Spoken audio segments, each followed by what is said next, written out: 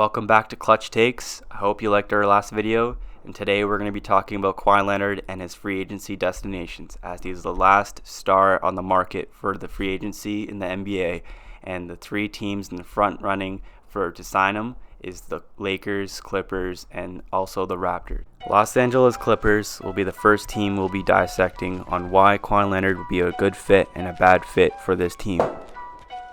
So I want to ask Dan this question. What does he think of this fit for the LA Clippers? I think that it'd be a pretty good fit. I mean that he gets to be the guy, which he seems like he wanted. He gets to go home, which he wanted when he's on the San Antonio Spurs and he requested a trade. But at the same time, he doesn't have a true second guy to play with, as there's no all-stars on that team, and the free agent market is already dried up, and there's only limited players on the market that they can get, such as a Bradley Beal. What do you feel about the Los Angeles Clippers not having a second star on that team?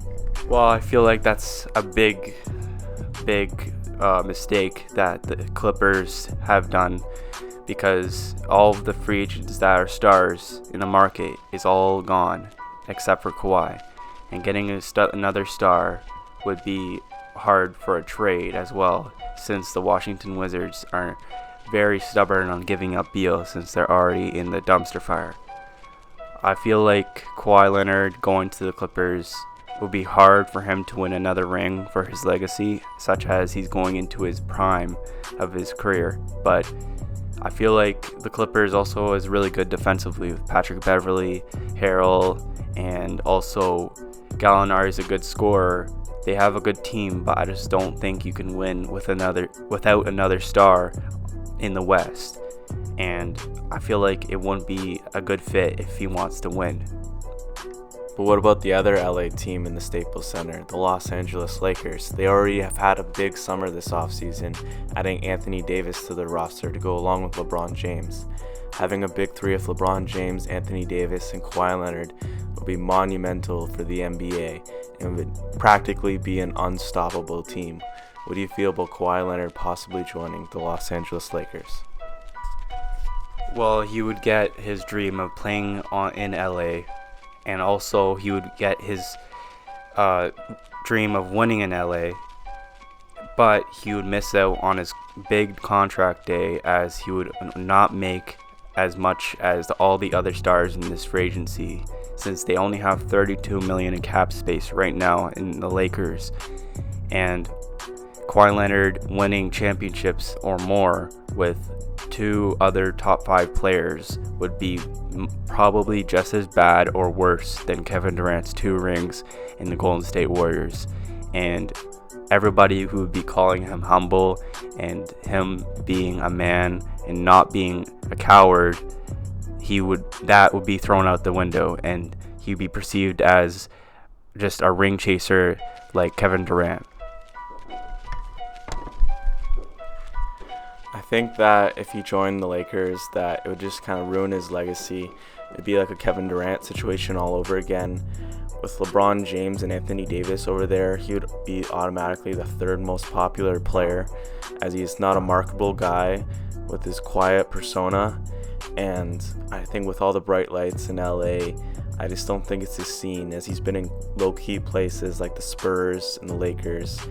And even though the Clippers are also in LA, they're more low-key because they're the second fiddle in LA. After winning his first championship in Toronto, he was praised as the next Michael Jordan, as he took down 2 teams that were having goals to get going through a three-peat, such as the Miami Heat in 2014 and now Golden State last season.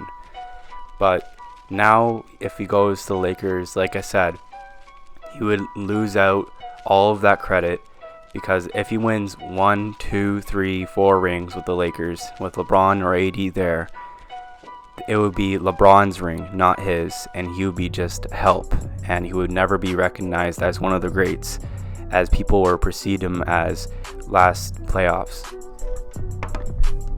The last team we'll be discussing in this video is also the last team Kawhi has played for, the Toronto Raptors. And same thing for the LA teams that we discussed before in this video. I'm wondering, Dan, do you think it'd be a good fit or a bad fit? So what's your take and why? I think that honestly the Raptors are probably his best fit, as they have just come off an NBA championship and they have the ability to run it back with most of the same pieces in place, as Marc Gasol has just opted in and almost everyone else is under contract for at least another season. For the negative, you can say that the core isn't locked into place for a long time, so you don't know the future of the Raptors.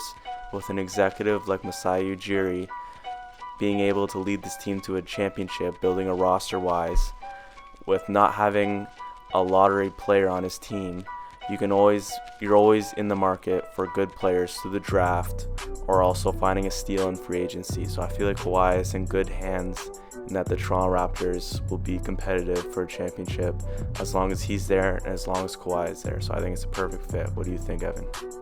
Well, the Toronto Raptors has won a championship and gave him the boost that Kawhi needed in his legacy.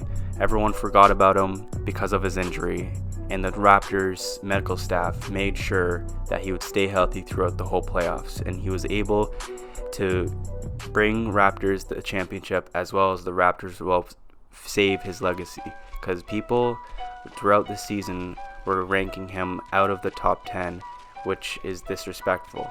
But as the playoffs started and ended, he moved back up into the top 3 in the NBA. So the Raptors and Kawhi both helped each other, and I feel like it's a good fit that in that way.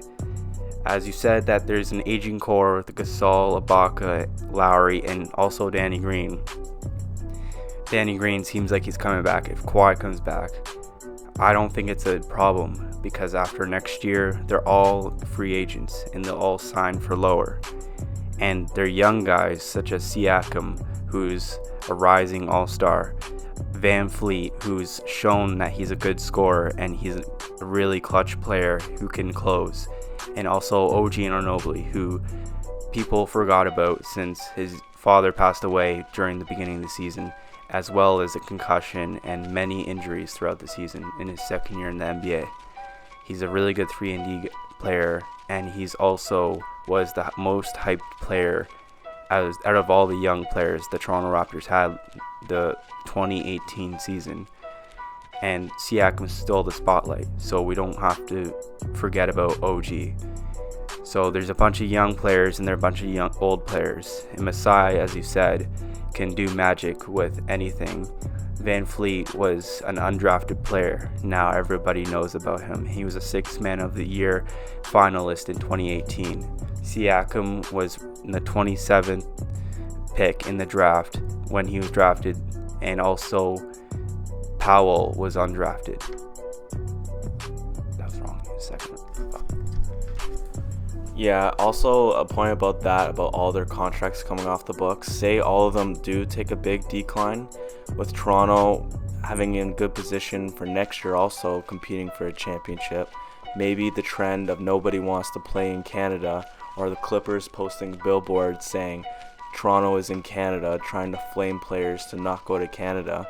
Maybe a new trend will start, as Canadian basketball has been on the rise, with RJ Barrett recently being the number 3 overall pick. And maybe that will cause free agents to actually sign with the Toronto Raptors, as they can be players. So if players like Lowry's $33 million and Ibaka's $20 million and Gasol's $25 million, all of a sudden the Raptors have a bunch of cap space to open up more max slots to have to play with Kawhi Leonard, and that the Raptors can continue their excellence and be a solid team for years to come, and possibly even be a dynasty. But also comes negatives, and reason why it could be a bad fit is Toronto and their market is big, but the NBA its market is based on Americans, and people won't give the respect to Kawhi since he'll be playing in Toronto, and they'll probably forget about him, and everybody will be talking about LeBron, AD and the Lakers, and Kyrie and Durant on the Nets. But Kawhi Leonard was on the rise. He's proved what he's worth, and he's proved what his abilities are, and he's able to show people that he could be the best player in basketball next season if a lot of things come to an end with LeBron and his aging and KD and his injury. But that's just one negative, and he can shrug that off. He has multiple things like the medical staff. Also, he likes the coach, he likes the players, he's friends with the players. Like, there's rumors during the 76ers series, we saw him, stuffing his face with Lowry with cookies at 2 a.m. during the series. Like, not many players and not many teammates would be that close in the NBA, as the Raptors are like a family to him. But LA is also his home, so it's also hard to determine where Kawhi is going to go since he's very quiet. So what's your take on the management there? I think the management is honestly underrated, as everyone talks about the LA Clippers management, as they have Jerry West as an executive, Steve Ballmer as an owner, and Doc Rivers as a coach. Yes, they are very well managed, but if you look at it from the Raptors side of view, you have a great GM in Masai Ujiri, as well as a great coach in Nick Nurse, as well as a great organization in the MLSE. And I just think that they also have a great foundation and great eye for talent. And they take care of them. They gave him 20 games off for load management. They didn't disrespect him like the San Antonio Spurs. Well, that's going to end it. I hope you guys liked the video, and thank you for sticking with us for 10 minutes. But please leave a comment, subscribe, and also like the video. And if you guys have any suggestions what we can talk about or how we can improve, please leave a comment below. And we'll see you guys soon, because there's going to be a lot of content